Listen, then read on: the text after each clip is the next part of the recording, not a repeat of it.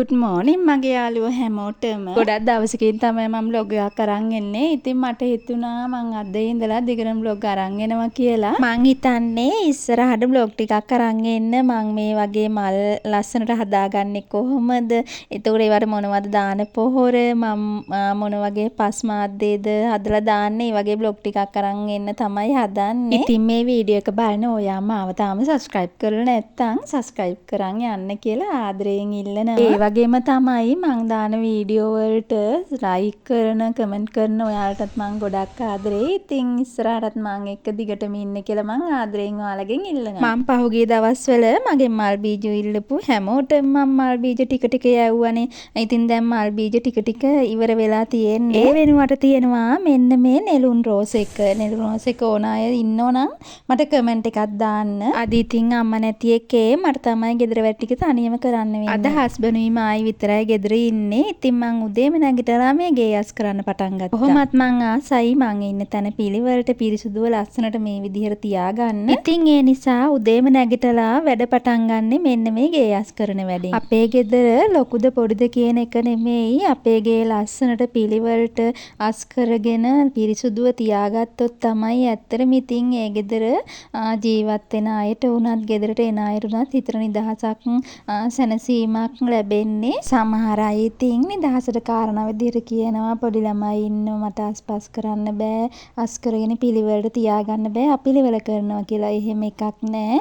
සමහර පොඩි ළමයි ඉන්න ගෙවල් තියෙනවා දූවිලි බිඳක්වත් නෑ, කිසිම බඩුවක් අපිළිවෙලට නෑ. හරිම ලස්සනට පිළිවෙලට අස් කරගෙන ඉන්නවා. මම නම් මුලින්ම කරන්නේ නැගිට ගමන් මගේ රූම් එක ලස්සන කරන එක. අපේ රූම් එක අස් කරලා සාල්ට ඇවිල්ලා බැලුවොත් සසියගේ අම්මා සාලේ අස්පස් කරලා නැත්තම් මං ඉතින් දූලි පිහදලා ලස්සනට පිළිවෙලට මේ විදිහට අස් කරනවා. මෙරි කරන්න ඉස්සෙල්ලා මං තනියමනේ හිටියේ. ඒ කියන්නේ මං ගෙදර අයගෙන් ඈත් වෙලා හිටියේ. මගේ ජොබ් එක කරන තැනට ගෙදර දුර වැඩි නිසා මං බෝඩින් වෙලා තමයි හිටියේ. ඉතින් ඒ ඉන්න අතරේ තමයි මම මගේ දේවල් තනියම කරන්න පුරුදු වුනේ. ගෑන් ළමෙක් වුණාම ලස්සනට පිළිවෙලට ඉන්න ඒ දේවල් පුරුදු වෙන්න ඕනේ. ඒතර තමයි ජීවිතේ තමන් යන තැන ලස්සන පිළිවෙලට තියාගෙන ඉන්න පුරුදු වෙන්නේ සහ තමන්ට ඒ දේවල් ලස්සනට තියාගන්න ඕන කියලා හිතෙන්නේ. දැන් ඉතින් මේක අස් කරලා ඉක්මන නාගන්න ඕන. නාගෙන ඉවර වෙලා දවල්ට උයන්නත් ලෑස්ති වෙන්න ඕන. අද තනියෙන් උයන්න වෙන්නේ නිසා ටිකක් වේලාසන උයලා ටිකක් රෙස්ට් එකේ ඉන්න තමයි බැලුවේ. අපි ජීවිතේ හැමදාම ඉන්නේ නෑනේ.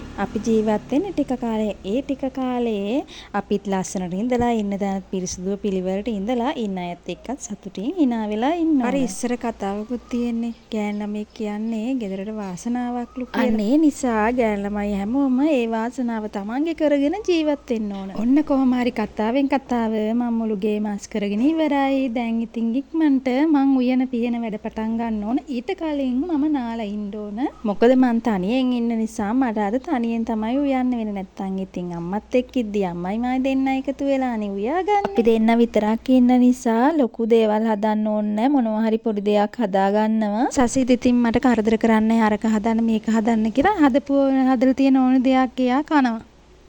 අම්මා අද උදේ කඩල තෙම්පරාදු කරලා ගිහින් තිබ්බා. ඒකත් කාලා මං හොඳට නාගත්තා. නාලා ඉවර වෙලා දැන් මේ කරන්නේ මං වම්බට් ටිකක් කඩාගන්න එක. මට හිතුණා අද අපි දෙන්නට කන්න වම්බට් ටිකක් තෙල් දාලා ඇරට උයාලයි එකට දාලා කිරට හදලා විතර එකක් ඔම්ලට් කරගන්න ඕන කියලා. ඉතින් මම මේකට තමයි ලෑස්ති වෙන්නේ. මේ ගස්වල දැන් ඉස්සර වගේ වම්බටු හැදෙන්නේ නැහැ. හදපු මුල් දවස්වල නම් මාර විදිහට ලොකු වම්බටු කරල් හැදුනා. ඔයාලා දකින්න ඇති කලින් වීඩියෝ වල. දැන් ඉතින් ආයි වැස්ස පටන් ගත්තාම මේවා කප්පාදු කරලා මුල ඉඳලා හදා ගන්න ඕන. බට්ටු බණ්ඩක්කා මාළු මිරිස් සම්මිරිස් ඒ වගේ දේවල් කප්පාදු කරලා මුල ඉඳලම ලස්සනට හදා ගන්න පුළුවන් කාලයක් තියෙනවා මේ වම්බටු එක කප්පාදු කරලා හදාගත්තාම. තව වම්බට් ටිකක් මෙන්න මේ විදිහට කඩාගත්තා. දැන් ඉතින් මේ බටු ගස්වල චූටි චූටි මල් හැදිලා තියෙනවා. මේ හැදෙන ගෙඩිත් අලුතින් එන ඒවා මෙන්න මේ විදිහට නිකන් අර නරක් වෙලා වේගෙන වගේ එනවා. චූටි චූටියට තැන් තැන් වලින් මෙහෙම මල් තියෙනවා. වැස්ස පටන් ගත්තාම ආයි කප්පාදු කරන්න ඕනේ. එතකොට ආයි මුල ඉඳලා ලස්සනට හැදෙනවා.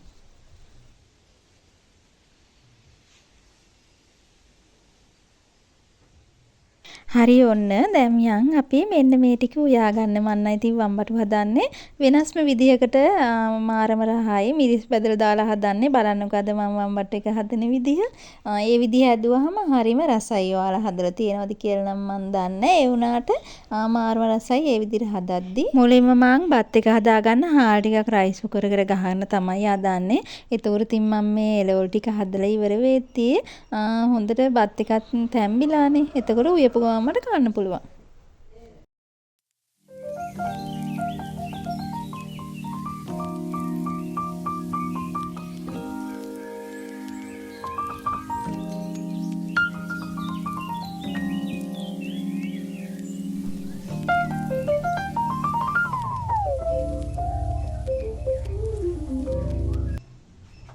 බත් එක හරි බත් එක් ගහලා මම දැන් වම්බටු ටික කපා ගන්න තමයි යන්නේ.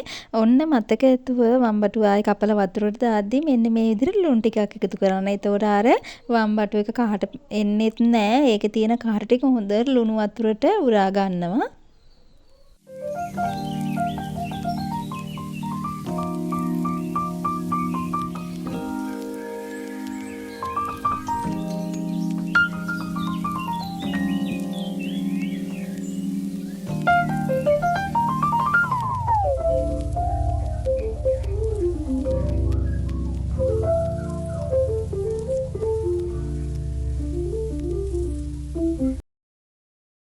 ඔයාලා දන්නවද ළමයි උයනවා කියන්නේ ඉතින් කලාවක් තමයි. මං අද තනියමනේ උයන්නේ. වෙන දවසට ඉතින් සසියගේ අම්මත් ඉන්න උයන්න මාත් එක්කම. අපි දෙන්න එකතු වෙලා තමයි ඉතින් සහයෝගයෙන් උයාගන්නේ. මම මැරි කරලා ආවත් හරි ඉතින් වෙන ගෙවල් වල වගේ හැබැයි මාහි නැන්දම්මයි අතර එහෙම ප්‍රශ්න අවුල් තාම මෙච්චර කල් නම් වෙලා නැහැ. දැන් මැරි කරලා අවුරුදු 3ක් වෙනවා.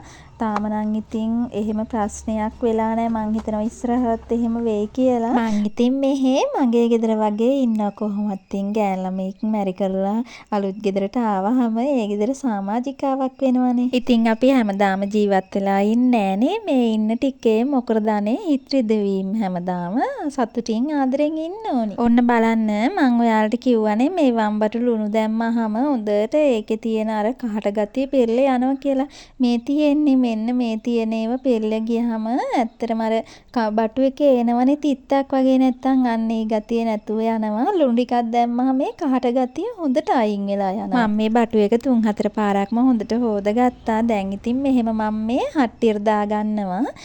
මේකට මම මිරිස් කළු කරලා තමයි අද දාගන්නේ. තෙලුත් මෙහෙම බිම ඉඳලම තමයි දාගන්නේ. ඔයා බලන්නකෝ මේක හදන විදිහ. මෙහෙම හැදුවාම වම්බටු එක හරිම රසයි. ඔයාට හිතේ තව හදාගෙන කන්න කියලා මේ වම්බටු එක වුණත් බත් කන්න පුළුවන්. මං අමුතුන පහකුඩු චූට්ටිත්තයි මේකට දාගන්නේ. මම මේකට මේ මිරිස් වලටම බැදෙන්න දාගත්ත 3-5 කුඩුත්. ඉතින් මේ මිරිස් බැදලා ඒ ටිකත් මං දාගත්තා. සුදු ලුණුයි හොඳට දාන්න ඕනේ. සුදු ලුණු ටිකක් වැඩිපුර දාගත්තා මං. ඉතින් දැන් තෙල් දාලා මේක හොඳට කලවම් කරලා ලිපේ තියාගන්න තමයි තියෙන්නේ. වතුර එහෙම මුකුත් දාන්නේ නැහැ. මේ වම්බටු වල වතුරත් පෙරලා එනවනේ උයද්දි. ඒ වගේම මේක තෙලෙන් තමයි තඹ ගන්නේ. හරි දැන් ඉතින් මේක කලවම් කරලා කරපිංච ටිකකුත් මෙන්න මෙහෙම දාගෙන මම දැන් මේක ලිපේ තියාගත්තා. හොඳට වහලා තැම්බෙන්න තියන්න ඕන. ඒ අතරේ ඉතින් මම මේ හදන්නේ මගේ කැරට් ටික සුද්ධ කරගන්න. කැරට් ටිකයි අල් ටිකයි සුද්ධ කරලා හීනියට කපා ගන්න ඕන. මං කිව්වනේ අද කැරට් උයලයි කිරට හදනවා කියලා. මම මේ සුද්ධ කරන පොතුවේම එකම භාජනෙට දාන්නේ. ඒක මට ලේසියි. එතකොට හැමතැනම දැම්මහම අස්කර ඉන්න දෙයක් නැහනේ. ඒක භාජනේම තියෙද්දි ඒක අරන් විසි කරන්න තියෙන. නැත්තම් මං හදන එළවලු පැල තියෙනවනේ. මේවා එළවලු පැල වලට දානවා. මේවා හොඳ එළවලු පොතු කියන්නේ ලුණු පොතු එළවලු පොතු කියන්නේ ගොඩාක් හොඳ පොහොර. ඉතින් ඔයාලත් එළවලු හදන අය ඉන්නවනම් මේ එළවලු පොතු එහෙම දාන්න. හොඳට පොහොර වෙනවා මේවා.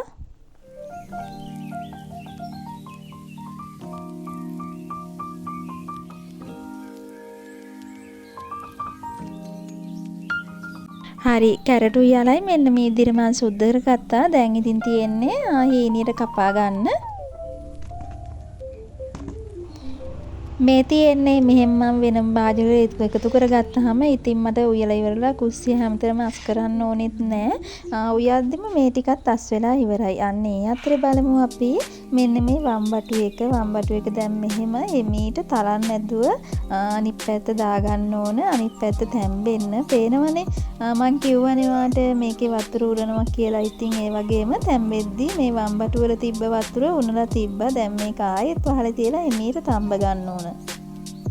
මං අර කැරට් එකයි අල ටිකයි මෙන්න මේ විදිහට හීනියට කපා ගත්තා. ඔන්න ඕක කොහොම කපා ගන්න අතරේ මගේ වම්බටු එක හොඳට දැන් තැම්බිලා තියෙන්නේ. තව චුට්ටක් විතර තිබ්බනම් ඇති. මෙන්න මේ විදිහට තැම්බීගෙන එනවත් එක්කම එන සාලට දෙකකුත් මං තරලා දාගත්තා. එන සාල දැම්මහම සුවඳ වගේම රසත් ගොඩක් වැඩි වෙනවා. මේ වම්බටු එක තැලෙන නිසා හිමීර තමයි එහා මෙහා පෙරලා ගන්න ඕන. තව ඉතින් විනාඩියක් විතර තිබ්බහම මේක හොඳට තැම්බිලා තියෙනවා.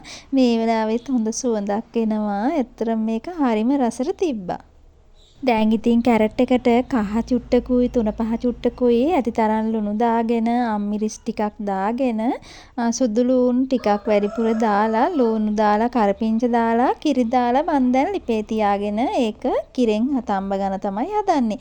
හැබැයි මතක ඇතුව මම මිටිකිරි චුට්ටකුත් අයින් කරගත්තා. මිටිකිරි ටිකකුත් මේකට දාන්න ඕන. උඹලකට ටිකකුත් දාගත්තා. එතකොට හොඳ රසකුත් එනවනේ.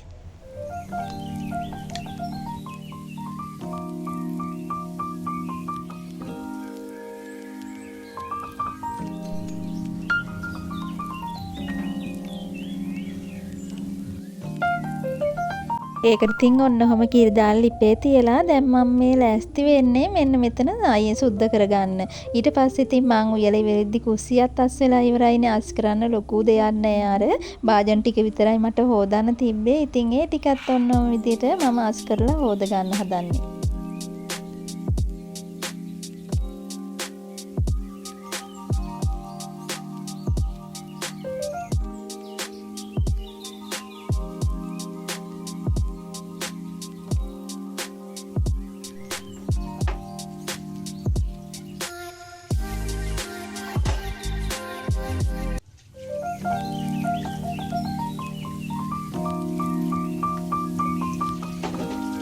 ඒ භාජන ටික ඔහම හොදා ගන්න අතරේ දැන් ඉතින් මගේ වෑංජනෙත් හරි මේ තියෙන්නේ රසම රස කැරටු යලයි දා කිරට දාලා හදාගත්ත එක. මේ තියෙන්නේ රසම රස වම්බටු වෑංජනේ. මේක නම් ගොඩාක්ම රසයි. ඉතින් මේක එක්ක වුණත් බත් කන්න පුළුවන්. මෙන්න මේ විදිහට බිත්තර ඔම්ලට් එකකුත් දාගත්තා. ඊට පස්සේ දවල්ටත් කාලා ඉවර වෙලා මගේ ලස්සනටම මල් පිපිලා තියෙන බෝගන්විලා පැලේ බලන්න මං ආවා. ඔහම ඉතින් චුට්ටක් ඉඳලා හවස් වෙගෙන එනකොට මට හදන්න හිතුණ දෙයක් බලන්නකෝ. මේ තියෙන්නේ පාම්පිටි පොළුයි සීනි කහයි.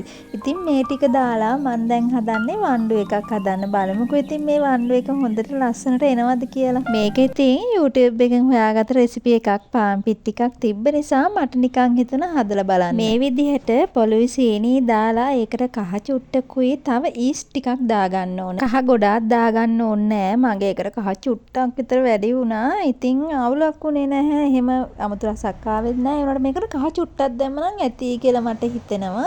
ඊස් දාද්දී මේ සෑහෙන් භාගයක් විතර ඊස් දාගන්න ඕන. ඒතකොට තමයි මේක හොඳට පිපෙන්නේ. මේක අනලා තියෙද්දිම මේක ඇති පදමට ලුණුත් හොඳට දාගන්න ඕන. ලුණු දැම්මා කියලා එහෙම ප්‍රශ්නයක් වෙන්නේ නෑ. හොඳට පිපෙනවා මේක ලුණු දැම්මා වුණාට. ඒ දාන්න ඕන ටික දාලා මම මේක හොඳට මේ විදිහට කලවම් කරගත්තා. කලවම් කරලා ඉවර වෙලානේ මට ලුණු දාන්න මතක් වුණේ. දැන් හරි මතක් වුණා ලොකු දෙයක් මේක මේ වතුර දාලා අනන්න කලින්. හැබැයි වතුර දාලා අනාට පස්සේ දැම්මත් ප්‍රශ්නයක් නැති වෙයි කියලා මට හිතෙනවා. ඒ වුණාට ඉතින් මම ලුණු ටිකකුත් එහෙමම දාගත්තා. එහෙම ඉතින් ලුණුත් දාලා කලවම් කරගෙන මේක මේ මද රස්නේ වතුරකින් මං අනාගන්න තමයි හදන්නේ.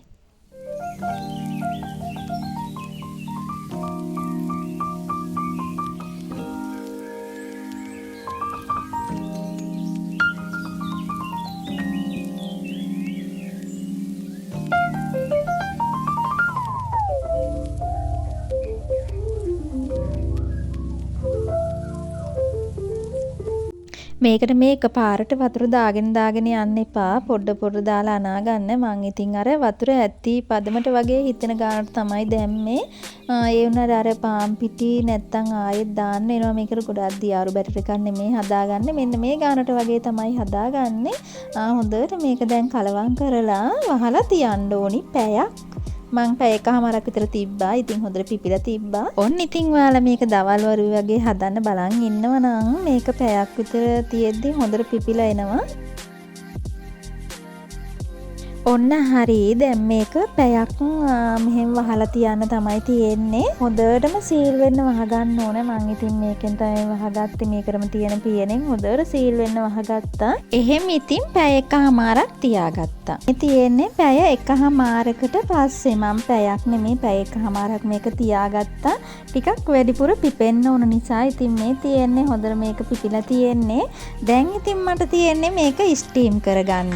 මම මේකට හතරක් ගත්තා මෙන්න මේ වගේ. මම නම් පොල් තෙල් ගාලා ගත්තේ. ඔයාලට පුළුවන් බටර් උනත් ගා ගන්න. පොල් තෙල් හරි බටර් හරි චුට්ටක් ගා ගන්නේ. මේක ස්ටීම් වුණාට පස්සේ හොඳට ගලව ගන්න ලේසි වෙන්න. නැත්නම් ඉතින් මේක මග් එකේ ඇලෙන්න බලනවනේ. මෙන්න මේ විදිහට බැටර් එක තියෙන්න ඕන. ගොඩාක් දියාරු වෙන්නත් බෑ. මෙන්න මේ ගානට තිබ්බනම් හොඳට හදා ගන්න පුළුවන්. මග් එක පිරලම දාන්නේ. පුරවන්න නැතුව මෙන්න මේ ගානට වගේ තමයි දාගන්නේ. එතකොට අර පිපිලා එද්දි උඩට ලස්සනට හැදිලා එනවා. හරි මම මග් හතරටම ඒකේ තිබ්බ ටික දාගත්තා. තා පොඩ්ඩක් විතර ඉතිරි වුණා. පස්සේ මට ස්ටිමරේ ඉඳන් මදි නිසා මම මේ හතර තම්බගෙන පස්සේ තමයි අනිත් ටික තම්බන්නේ. මං කලින්ම වතුර එකක් රයිස් කුකර් එකට තියාගත්තා රත් වෙන්න. දැන් ඉතින් මම මේක වහලා ස්ටීම් වෙන්න තියන්න තමයි හදන්නේ.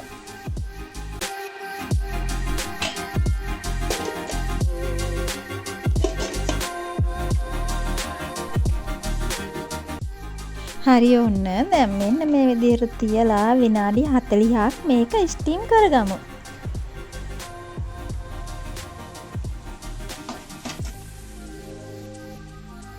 දැන් ඉතින් ඔන්න විනාඩි 40කට පස්සේ තමයි මෙන්න මේ තියෙන්නේ. හොඳට තැම්බිලා තිබ්බා. පේනව නේද? උඩට පිපිලා ඇවිල්ලා තියෙන විදිහ.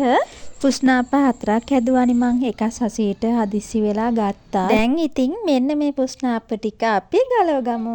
මේක ගලවන්න ලේසි නිසා තමයි මං පොල් තෙල් ටිකක් ගාගත්තේ. එහෙම නැත්නම් බටර් ගාන එකත් හොඳයි. මං ඉතින් බටර් තිබ්බේ නැති නිසා පොල් තෙල් ටිකක් ගාගත්තා. මෙන්න මේ විදිහට තමයි මගේ පුස්නාප ටික තිබ්බේ. එහෙනම් මම මේ වීඩියෝ එක මෙතනින් එන්ඩ් කරනවා. මගේ වීඩියෝ එක හොඳයි නම් ලයික් එකක් දාන්න යන්න කියලා ආදරෙන් ඉල්ලනවා. එහෙනම් ගිහින් එන්නම්. බයි.